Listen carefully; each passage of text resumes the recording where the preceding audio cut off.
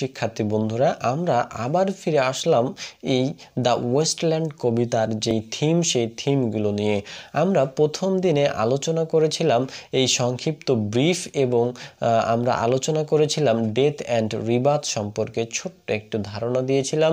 আজকে আমরা আরও বাকি যে থিমগুলো রয়েছে, এই কবিতার মূল আলোচনা যেগুলো রয়েছে, আমরা সেগুলো সম্পর্কে আপনাদের অভিহিত করব।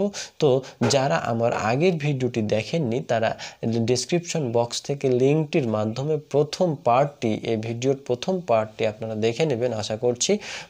আর এই ভিডিওটিতে আপনি শেষ পর্যন্ত থাকবেন বলে আশা করছি। And S Eliot used season to create an ongoing paradox within the Wasteland. T S. Eliot সিজনগুলোকে ওয়েস্টল্যান্ড কবিতায় ব্যবহার করেছেন একটি চলমান প্যারাডক্স সৃষ্টি করার জন্য বা কন্টিনিউয়াস প্যারাডক্স সৃষ্টি করার জন্য। Spring is the month, spring হচ্ছে একটা মাস, বাট কিন্তু ইজ রিগার্ডেড, এটি বিবেচিত হয়। তাহলে স্প্রিং হচ্ছে মান্থ, কিসের মান্থ? একটি রিবার্থ বা পুনর্প্রজন্মের মান্থ, কিন্তু এটি বিবেচিত হয় কি হিসাবে বিবেচিত হয়েছে? Is regarded as the cruelest month because what bring life also bring the death. এখানে কবি বোঝাতে চাচ্ছেন যে এই স্প্রিং হচ্ছে, এই বসন্তকাল হচ্ছে রিবার্থ বা পুনর্জন্মের মাস। এই মাসে গাছে গাছে নতুন পাতা জন্মায়, শাখায় শাখায় নতুন ফুল আসে। এই ফুলগুলো আবার গাছকে প্রাণবন্ত করে তোলে, প্রকৃতি সেজে ওঠে আবার নতুন রূপে। কিন্তু কবি কাছে এই মাসটি হচ্ছে সবচেয়ে ক্রুয়েলেস্ট, সবচাইতে খারাপ একটি মাস। কেন এটি সবচাইতে খারাপ মাস তার কাছে? তার কারণ তিনি বলতে চাচ্ছেন যে এই মাস যেমন নতুন জীবন নিয়ে আসে, এই নতুন জীবন নিয়ে আগমন করে, ঠিক তেমন এই মাস আগমন করে মৃত্যু নিয়েও। যেই সকল জীবের জীবন আছে সেই সকল জীবকে মৃত্যুবরণ করতেই হবে। তাই তার জীবন নিয়ে আসা মানেই তার সাথে সাথে মৃত্যুও নিয়ে আসা। তাই আমাদের যদি এই স্প্রিং যদি জীবন না নিয়ে আসতো, এই স্প্রিং যদি আমাদের নতুন জীবন দান না করতো, তাহলে নতুন প্রাণগুলো আর মারা যেত না। তিনি এখানে বলতে চাচ্ছেন যে স্প্রিং আসলে জীবন নিয়ে আসার মধ্য দিয়ে শুধু জীবনে নিয়ে আসেননি, তিনি নিয়ে এসেছেন মৃত্যুও। April stars life in the world of nature. এখানে দেখুন, April stars life in the world of nature বলতে চাচ্ছেন যে এপ্রিল আলোড়ন সৃষ্টি করে। কিসে আলোড়ন সৃষ্টি করে?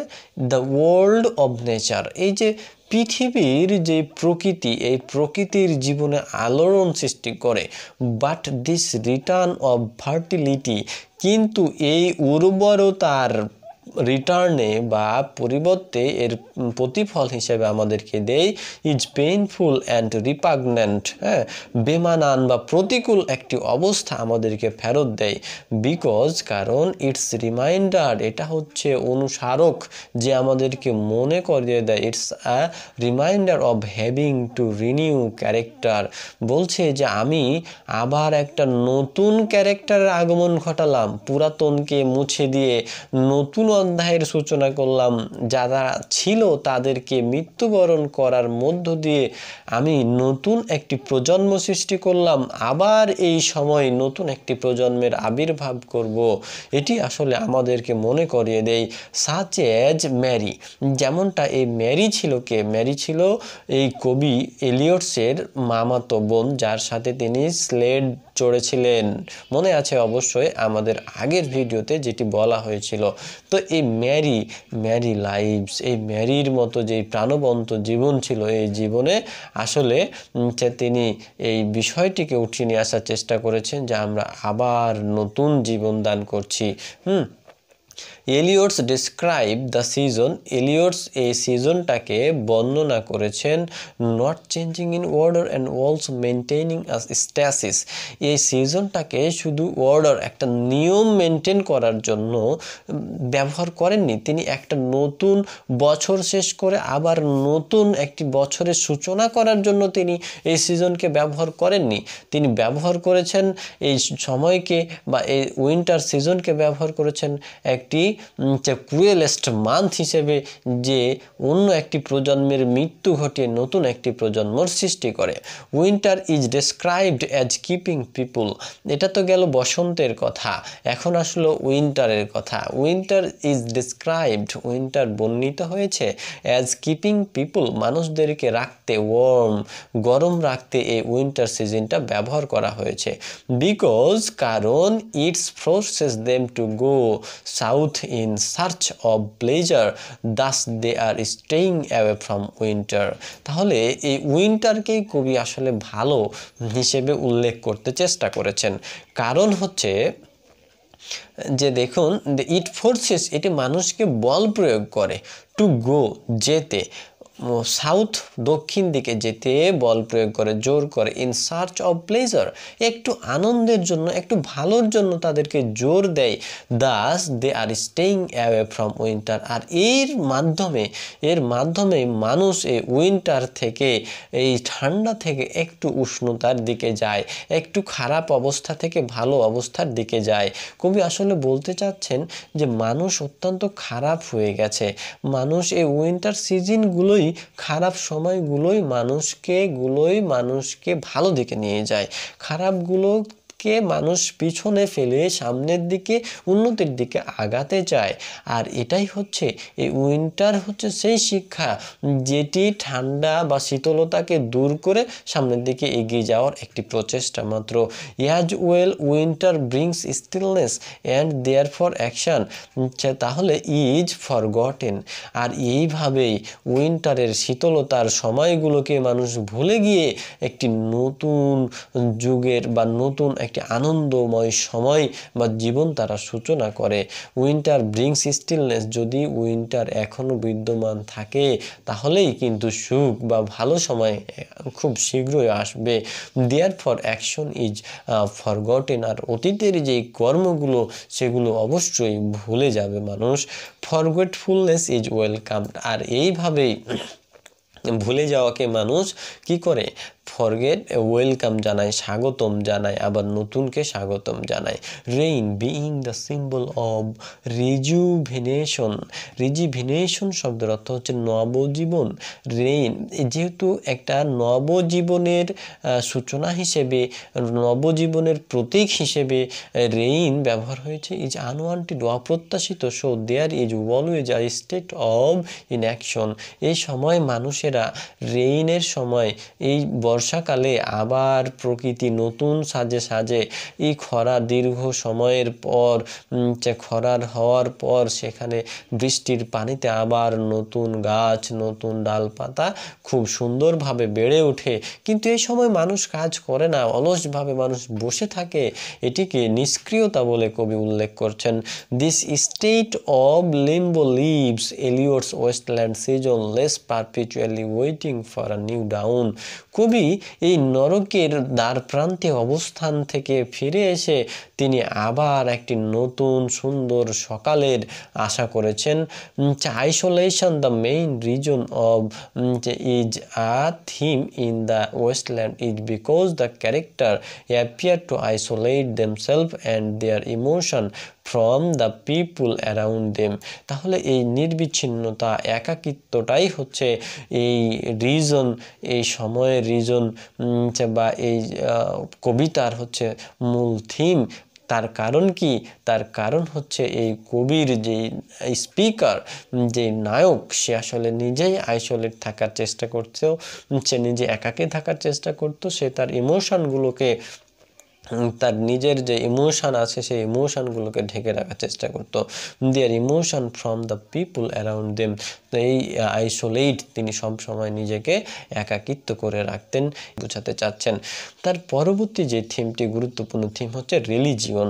One of the main themes, এই যে গুরুত্বপূর্ণ মেইন থিমগুলোর মধ্যে দ্য ওয়েস্টল্যান্ড কবিতা is religion and how the modern world is not impacted as much as it once was by it. এই যে রিলিজিয়ন হচ্ছে উল্লেখযোগ্য থিমগুলোর মধ্যে একটি, এবং এখানের যে ইম্প্যাক্ট বা প্রভাব, এই ধর্মীয় প্রভাব যে আসলে মডার্ন মানুষের উপর নেই, সেটি হচ্ছে একটি গুরুত্বপূর্ণ থিম এই কবিতার। Religion no longer is as a driving force. আগে কিন্তু ধর্ম মানা হতো প্রতিটি ক্ষেত্রে, প্রতিটি কাজেই যে ধর্মীয়ভাবে উদযাপন করা হতো, কিন্তু এই ড্রাইভিং ফোর্স আর কোনো কাজেরই যে ধর্ম আর কোনো কাজের ড্রাইভিং ফোর্স হয়ে দাঁড়াবে না ইন দ্য মডার্ন ওয়ার্ল্ড, এই আধুনিক পৃথিবীতে। And Eliot makes many biblical reference. আর এটি কি বোঝানোর জন্য যে এলিয়টস অনেকগুলো বাইবেলের রেফারেন্স তিনি দিয়েছেন এই ওয়েস্টল্যান্ড কবিতায়। ইউজিং রিলিজিয়ন, এই ধর্মকে ব্যবহার করে as a way to get away from a wasteland. এই ওয়েস্টল্যান্ড থেকে, এই ঊষর ভূমি থেকে মুক্তি পাওয়ার আসলে কোনো ওয়ে নাই, কোনো পথ নেই। আসলে এটা পথ নেই বোঝানোর জন্য তিনি অনেকগুলো অ্যালুশন ব্যবহার করেছেন। Religion in the past answered many questions. Religion বা ধর্ম সম্পর্কে অতীতে যে উত্তরগুলো দেয়া হয়েছে, পিপল হ্যাড অ্যাবাউট লাইফ, তাদের জীবন সম্পর্কে, তাদের মানুষের জীবন সম্পর্কে এই ধর্ম তা অতীতে অনেক প্রশ্নের উত্তর দিয়েছে। গাইডিং পিপুল, আর মানুষকে গাইড করেছে, পথ দেখিয়েছে।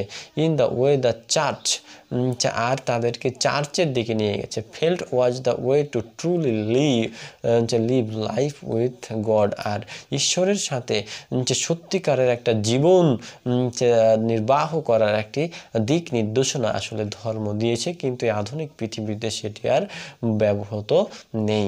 Elliot described the new Waste Land. Eliot একটা নতুন ওয়েস্টল্যান্ড শুরু করেছে, of western civilisation without religion. Eliot's বর্ণনা করেছেন একটা নতুন ঊষরভূমি, যেখানে পশ্চিমা সভ্যতায় ধর্ম ছাড়াই পশ্চিমা সভ্যতা শুরু হয়েছে। অ্যান্ড ইটস মেকিং পিপুল, এবং এটা মানুষকে তৈরি করেছে ডিপ্রেসড, হতাশ করে দিয়েছে। অ্যান্ড স্যাডেন্ড, এবং তাদের মানসিক অবস্থাকে খারাপ করে দিয়েছে।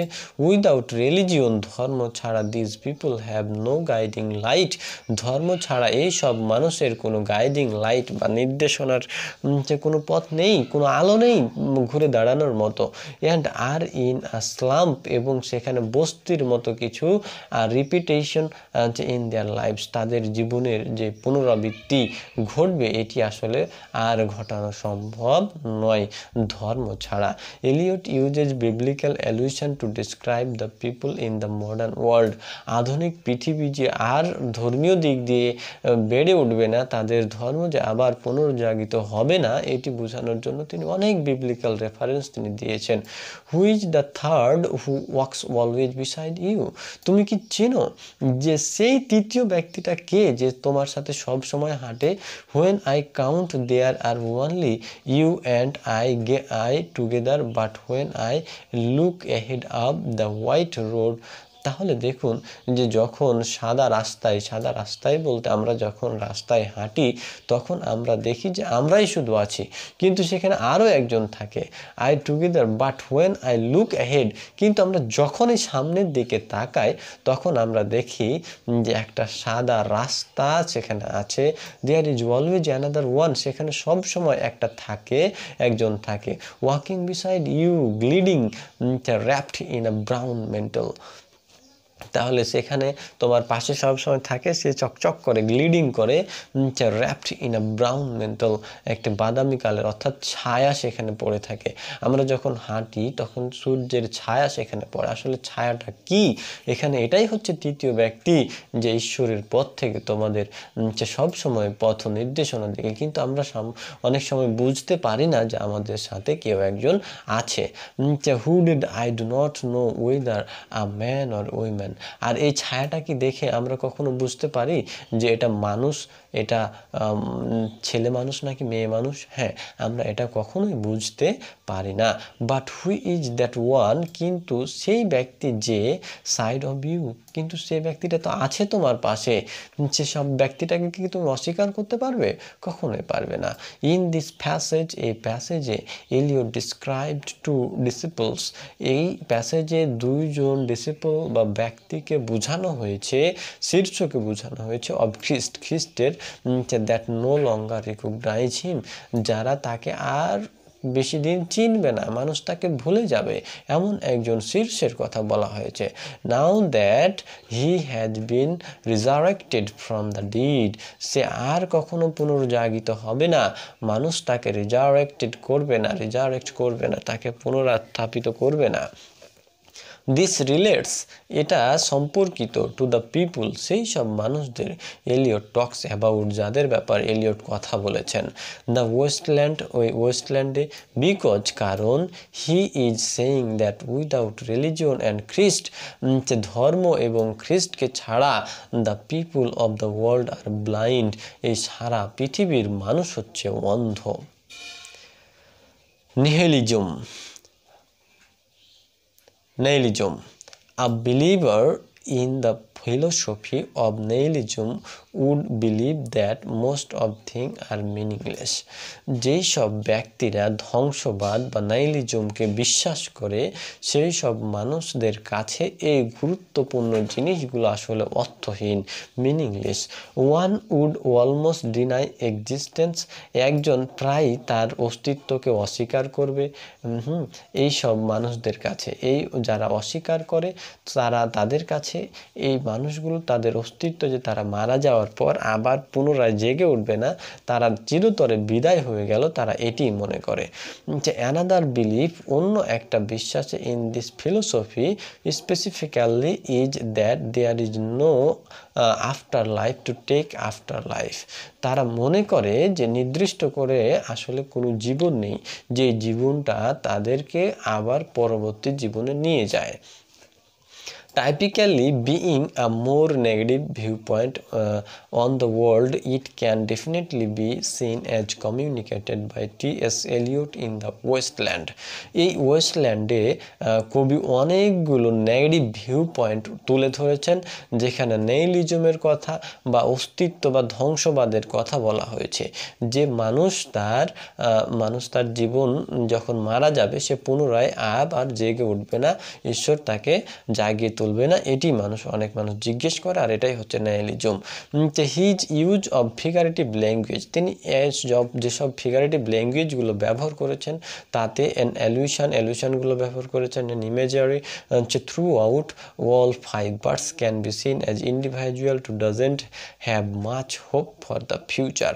এই ফিউচারে যে মানুষের যে ধর্মীয় দিকটা আবার ভালো হবে, মানুষ যে আবার ধর্মকর্ম পালন করবে, এমন কোনো কিছু পাওয়া যায় না।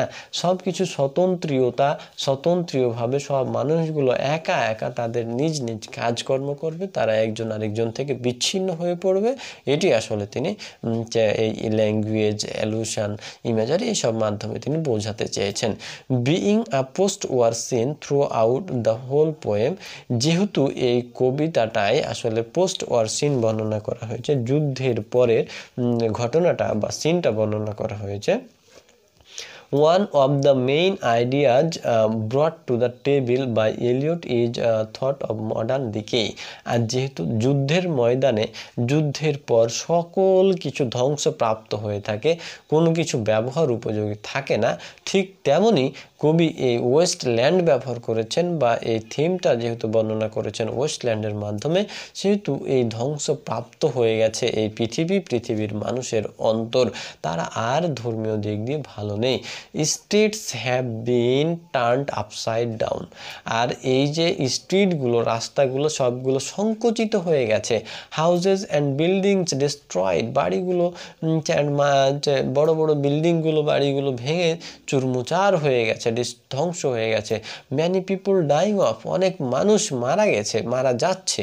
হাউইভার দ্য আন্ডারলাইং মেসেজ, এই কবিতার সবচাইতে গুরুত্বপূর্ণ যে বার্তা বা আমাদেরকে যে নির্দেশনাটা আসলে দিচ্ছে, that may have not be as obvious as resolution soon as the idea of an afterlife. জীবনের পরবর্তী জীবনটা আসলে কি একাকিত্বময় জীবন, এই সময়ে কেউ তোমাকে সাহায্য করতে যাবে না, এই সময়ে কেউ কাউকে হেল্প করবে না। দেয়ার আর নো এক্সাম্পলস, এখানে কোনো এক্সাম্পল দেওয়া নাই ইন দ্য পোয়েম, এই কবিতায়, showing any release from his terrible phase the world is going through. এই কবিতা এই পৃথিবীর যেই ফেজ বা যে স্তরের মধ্য দিয়ে আসলে যাচ্ছে বা পৃথিবীটা আসলে যেভাবে চলছে, এই পৃথিবীটা যেভাবে চলছে এইভাবে চলা থেকে আসলে পৃথিবীর মানুষ যে কিভাবে মুক্তি পাবে এরকম কোনো পথ দেখানো হয়নি। Each speaker is left to live their life with the consequence of action war death by water, there is no rescue from death itself. তাহলে বলতে চাচ্ছে প্রতিটা বক্তাই, প্রতিটা মানুষই তাদের জীবনের সমাপ্তি ঘটিয়ে তারা এই পৃথিবী থেকে যাবে এবং তারা তাদের নিজ নিজ কনসিকুয়েন্সেস বা তাদের ফলাফলগুলো তারা নিজেরাই ভোগ করবে মৃত্যুর পরবর্তী সময়। এখানে কোনো উদ্ধার করার, মৃত্যুর পরবর্তী সময়ে তার বিপদ থেকে তাকে উদ্ধার করার মতো কেউ থাকবে না। The sailor is left there to suffer and once he was dead. যেহেতু এই সেইলরটা, ফোনেসিয়ান সেইলর যে মারা গেছে, সে অবশ্যই তার জীবনের শেষটা ঘটাবে এবং সে শেষ পর্যন্ত চলে যাবে। হি ওয়াজ গান, সে চলে গেছে ফর এভার, চিরকালের জন্য, with no after to aid him, আর কেউ তাকে তার সাহায্যকারী হিসেবে তাকে সাহায্য করতে যাবে না।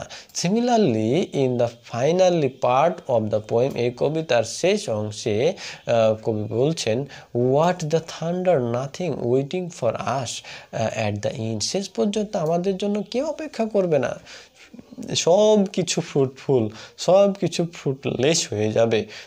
Even if we wait it out, যদিও আমরা এদের জন্য অপেক্ষা করি কিন্তু কেউ আমাদের জন্য অপেক্ষা করবে না শেষ পর্যন্ত। দ্যাটস দ্য এন্ড, আর এটাই হয়ে যাবে শেষ বিষয়, এটাই হবে শেষ আলোচনা। What Eliot described related to theme of nihilism because of the negativity and pessimist view point, what's left even if the Wasteland were to disappear and things were to return normalcy. তাহলে যে কবি বোঝাতে চেয়েছেন এই নাইহিলিজমের মাধ্যমে যে জীবনটা হচ্ছে শেষ হয়ে যাবে, জীবন যখন শেষ হয়ে যাবে কেউ আমাদের সাহায্যকারী হিসেবে থাকবে না। যদিও অনেক মানুষ, অনেক নাইহিলিজমের মতবাদদর্শী মানুষ রয়েছে যারা মৃত্যুর পরবর্তী জীবনকে বিশ্বাস করে না। এখানের underlying theme in the wasteland, এই ওয়েস্টল্যান্ড কবিতার যে আন্ডারলাইং থিম বা মেইন থিম যেটি হচ্ছে সেটি হচ্ছে is the theme of sexuality. এই যে সেক্সুয়ালিটি হচ্ছে এই কবিতার মূল থিম, অ্যান্ড ইটস হলোনেস, এবং যে এর অসারতা, এর মধ্যে যে আসলে কিছুই নেই, অথচ এই আধুনিক মানুষ, এই মডার্ন মানুষরা এর পিছনেই ছুটছে, এটি কবিতার আসলে মূল থিম। ইন পার্ট 3, 3 নাম্বার পার্টে মিস্টার ইউজেনিডস ইনভাইটস দ্য স্পিকার, কবিকে ইনভাইট করেছিলেন টু আ উইকেন্ড, একটি সপ্তাহের ছুটির দিনে, উইথ হোমোসেক্সুয়ালস, বুঝতে পারছেন যে একই সেক্সের মানুষদের সাথে বা সমকামিতা যেটাকে বলা হয়, এই সমকামিতায় তাকে ইনভাইট করেছিলেন, ডেকেছিলেন। হোমোসেক্সুয়ালস ক্যান নট রিপ্রোডিউস, হোমোসেক্সুয়াল আসলে তেমন রিপ্রোডিউস করতে পারে না, পুনরুৎপাদন করতে পারে না। আমরা তো চিরকাল থাকবো না কিন্তু আমাদের বংশধররা থাকবে। আসলে এই হোমোসেক্সুয়ালের মাধ্যমে আমরা আমাদের বংশধর উৎপাদন করতে পারি না। So it terms of having offspring naturally it's age, এটি আসলে যদিও ন্যাচারালি অফস্প্রিং বা সন্তান সন্ততি জন্ম দেওয়ার প্রক্রিয়া, কিন্তু এখানে কোনো সন্তান সন্ততি আসে না, এটা ফলদায়ক নয়। It is the futile sexually, এটা আসলে ফিউটাইল, এটা বন্ধা, এটার কোনো ফলদায়ক কিছু নয়, নিষ্ফলা একটি প্রক্রিয়া মাত্র। উইদাউট রিপ্রোডাকশান ছাড়া, পুনরুৎপাদন ছাড়া বা নতুন সন্তান বংশধর নিয়ে আসা ছাড়া, দেয়ার ইজ নো লাইফ, কোনো জীবনই থাকবে না। Something that is apparent in the Wasteland, যেটি এই ওয়েস্টল্যান্ড কবিতায় আসলে উপস্থাপিত হয়েছে। Where there is no life giving water, সেখানে জীবনদানকারী আসলে কোনো ওয়াটার বলতে এখানে নতুন যে কোনো বীর্য আসে না। ইন পার্ট 2 2 নম্বর সেকশনে two women are at a bar talking about one of the women's husband Albert। এখানে পার্ট 2তে আবার আমরা দেখেছি যে দুইজন রমণী একটি বারে মদের দোকানে কথা বলছিল তাদের নিজের স্বামীকে নিয়ে, তাদের স্বামীর ব্যাপারে কথা বলছিল। আলবার্ট, তার স্বামীর নামটা কি ছিল? আলবার্ট ছিল। if she does not please him sexually, বলছে যদি সে তাকে সেক্সুয়ালি সন্তুষ্ট না করে, the other women says, অন্য নারীটা বলছে that যে she expect him, সে প্রত্যাশা করছে তাকে বা সে তার সাথে রাত্রি কাটাবে বা তার সাথে থাকবে, এমন একটি প্রত্যাশা তিনি করছেন যে যদি সে সেক্সুয়ালি তাকে সন্তুষ্ট না করে, তার সাথে সেক্স না করে, তাহলে সে যেন ওর কাছে চলে আসে। ইট ফ্রম সামওয়ান এলস, এছাড়া অন্য কাউকে নিয়ে আসলে তিনি আনন্দ ফুর্তি করবেন, এটাই বোঝাতে চাচ্ছেন। This shows futility in Lily's situation where if she does not want to have sexual relation, হ্যাঁ, যদি এখানে কেউ তার নিজের সেক্সুয়াল রিলেশন করতে চায় বা না চায়, তাহলে সে যে কারো কাছে এই সেক্সুয়াল রিলেশনটা করতে পারে, কেউ কাউকে বাধা দেবে না। হার ইফোর্টস আর কি ফ্রুটলেস, তার এই প্রচেষ্টাটা হয়ে যাবে যে ফ্রুটলেস বা নিষ্ফলা। ইন স্টপিং হার হাজব্যান্ড, সে তার স্বামীকে বাধা দিতে পারবে না। ফ্রম গেটিং ইট এলসওয়্যার, অন্য কারো সাথে যদি সে সেক্সের মতো কাজগুলো করে, তাহলে অন্য কেউ তাকে বাধা দিতে পারবে না। আসলে এটি বোঝাতে চাচ্ছেন।